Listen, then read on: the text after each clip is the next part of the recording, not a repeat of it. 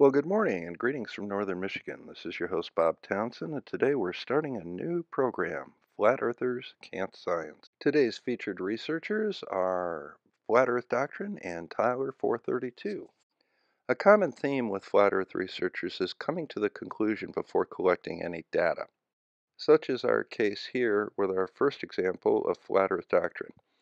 This was an interesting experiment where he took long-range videos down the beach in Myrtle Beach, South Carolina, demonstrating buildings that he claims should not be visible. Let's have a look. And what you'll notice here is that I have these points here. I've got actually 10 of them that extend from the top here, which is all the way up at Cherry Grove Pier, just south of it actually. This right here is Cherry Grove Pier. And I started doing my own tourist attraction essentially for myself by sticking out and going to each one of these locations and taking footage across the ocean. Okay, so here's a photograph of the experiment. That sounds like a pretty good one. He's got a 21.2-mile line of sight from his initial position down to a hotel complex called the Renaissance Convention Center in Myrtle Beach, South Carolina. Now, the purpose of this experiment, which he doesn't state directly, is basically on a flat Earth, we should be able to see the hotel. On a curved Earth, according to him, we should not be able to see this hotel. Let's see what he gets. Okay, so first and foremost, here is the hotel in question, the Renaissance Convention Center in Myrtle Beach, South Carolina. A couple of points about it, it's 250 feet wide at the top, and it's approximately 250 feet tall. Now, I did actually measure the width of the hotel, but I estimated the height of the hotel. I'll let Flat Earth Doctrine describe his own findings here. Even more outstanding and astonishing is that I was able to see this building over here, which I didn't even realize I'd be able to see it. It's the Renaissance Tower 1515. And it has an elevation of 234 feet up here. I guess towards the larger or tallest portion, it's about 248 feet.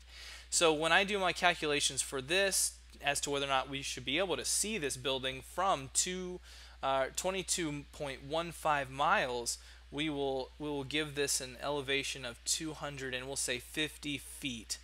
Okay, just to summarize, we've got a building that's approximately 250 feet tall, that's built 14 feet above sea level at a distance, by my measurement, of 21.2 miles. Plugging this into the curve of the Earth calculator, we should expect on a spherical Earth to see approximately 75 feet of the building exposed. Let's go see what he gets.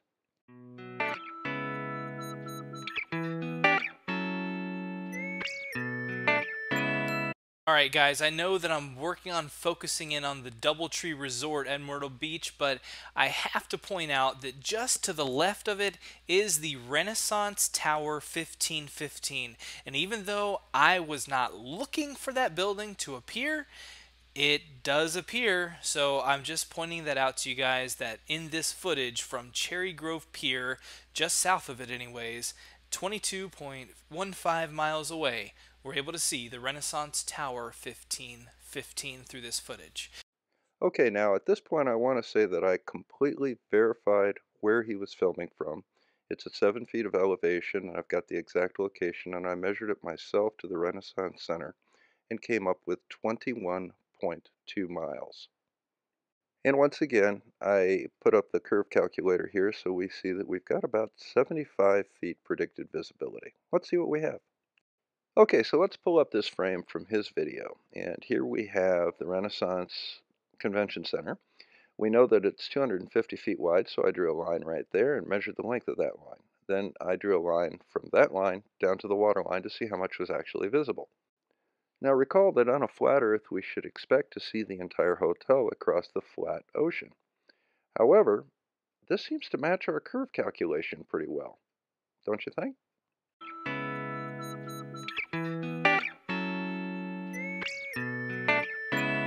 Okay, so now we're down at his data point number 6. Now I've confirmed all of these locations and their elevation above the shore using Google Earth. So I'm comfortable with his numbers on most of these things.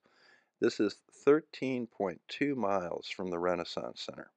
Let's have a look and see with his elevation and distance what we would expect to see from this point, looking down to the Renaissance Center. So once again, you see that we have a Earth curve calculator here, and it says about 210 feet of the building should be visible from this location, his flat Earth point number 6. Now, flat Earth doctrine starts going into a pseudo silly flat Earth perspective rabbit hole momentarily, but then he focuses back on the Renaissance Convention Center. So let's see what he has to say.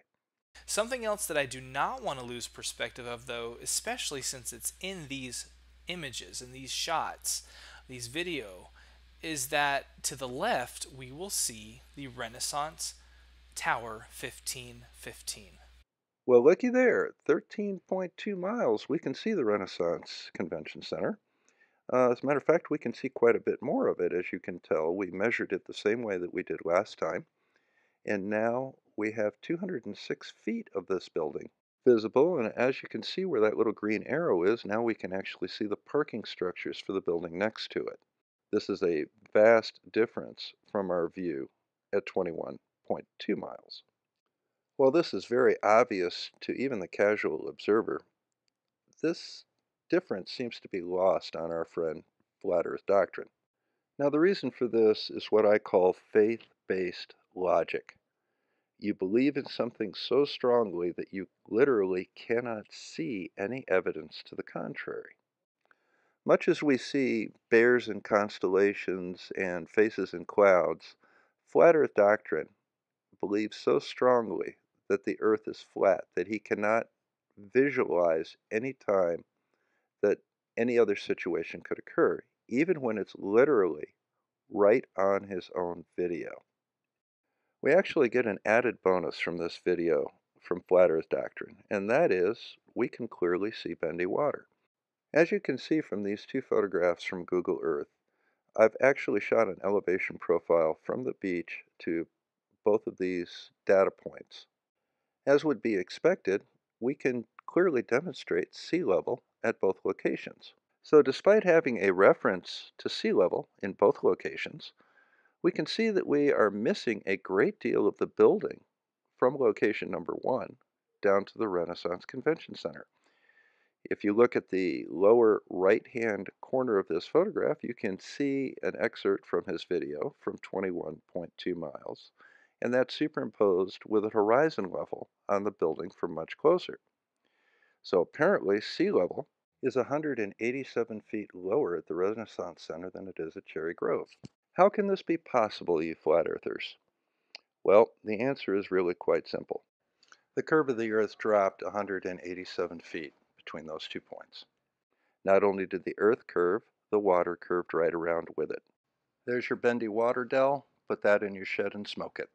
Okay, so in the last video we had Flat Earth Doctrine, who put in some good data points, got some good video, was honest and forthright with his information, yet just simply came to the wrong conclusion because he was employing faith-based logic rather than actually looking at what the experiment showed. Tyler 432 fell into the same trap out of the Bonneville salt flats when he looked at the tree of Utah. However, unlike Flat Earth Doctrine, who honestly presented his data points and left others to review them, Tyler 432 actually changed his data points to fit his conclusions. Let's see what he did. Okay, so here's his setup on a highway overpass overlooking the Bonneville salt flats towards a monument called the Tree of Utah towards the west. It's 15.39 miles away. Now, rather than go through all of the background information, let's just assume that I did verify this distance, I verified the location, and here are the elevations at his observation point. Here is our target, the Tree of Utah. You can see the dimensions there. We calculated height and width the same way we did the Renaissance Convention Center in Myrtle Beach. Just so you can follow it up, here are the actual technical drawings for the monument confirming the measurements. Now here we use the curve of the Earth calculator with the measured observation height of 58 feet and find that 62.5 feet of the monument should be exposed.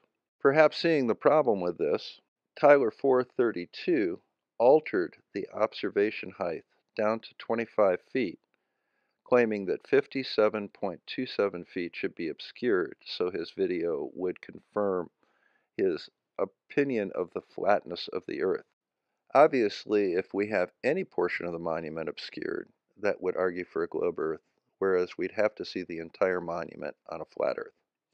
So once again, here is Tyler 432's observation of the Tree of Utah from 15.39 miles. And as you can tell by the measurements, this matches almost exactly the predicted amount of visible monument given the curve of the Earth. It is completely incompatible with a flat Earth. The obscured distance of 24.5 feet precisely matches his actual elevation and is well below the 57 feet he predicted by falsifying his elevation by more than half. Well, let's wrap this up. The only conclusion that we can make from this is that when dealing with a scientific investigation, your conclusions must be based on your data. Your data cannot be based on your conclusions. Now, in the case of Flat Earth Doctrine, he certainly lived up to his name. This is an example of what I call faith-based logic. You believe so strongly in your conclusions, you cannot see any evidence to the contrary. While Flat Earth Doctrine was at least honest in his information and his data that he put out, he simply misinterpreted it because he didn't want to see the curve. While faith can sometimes blind us to the truth because we simply don't want to see it, what Tyler 432 did was actually manipulate his data to try and conform with his version of reality. That's completely unacceptable in science. Well, if you would like to see some more examples of us bringing good science to bad, drop me a note in the content and hit the like button. Until then, this is Bob Townsend signing out from Northern Michigan.